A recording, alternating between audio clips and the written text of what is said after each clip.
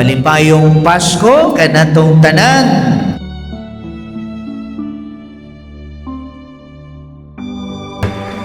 Mao na gyud ni ang takna nga atong ipaabot sa Ginoo. Siya ang Emmanuel, ang Dios uban kanato. So mga kaigsuonan, nakadawat na mo regalo? Wa pa? Pareho ta. Bitaw mga igsuon, no? Dili sa regalo magagad ang atong kalipay ug dili diha sa ato ang pagpangayo o pagdawat mao'y kalipay apan diha sa paghatag.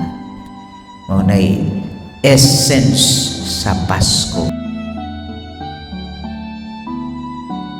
Dili lang ni siya pangalan, kundili gihatag kini kang Hesus isip saad. Gihatag kini sa Dios dili layo kundili duol gayon kanato nga gipaduol gikan sa langit. Inamdumi ang gasa gikan sa Dios Amahan, iyang gipangkanao ang iyang anak, bugtong anak.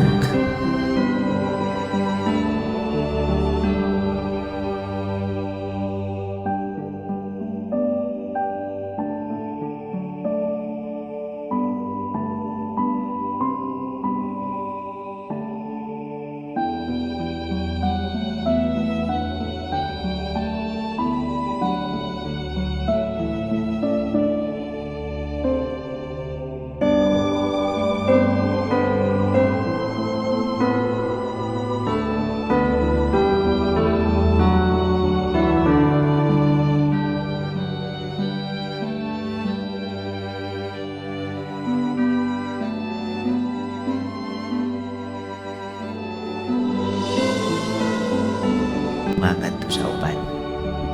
Regardless kung kinsa o unsa na siya.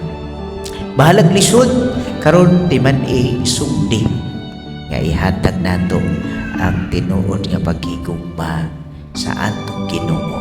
Ug ginaot enta, truly we can encounter Jesus in our hearts. Kay kung dili gani, dili nato pasinanti ang tinuod nga diwa sa Pasko. Ang tinuod nga Pasko na si Kristo nagpakatao sa pasungan, puno sa gugma ug pinadasig sa Amahan, uban sa gasa sa Espiritu Santo. Meaning to say, siya mismo bisan layo mikanaog uban kanato o nagpakatao. Hinaoton ta nga diri sa atong kinabuhi ato siyang mahimamat, ato siyang panghitaon diha sa tinuod nga diwa sa pagka-Kristiyanos.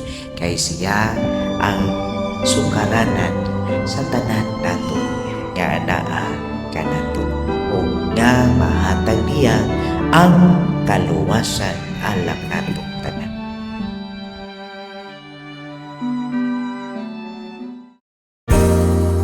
Ay isang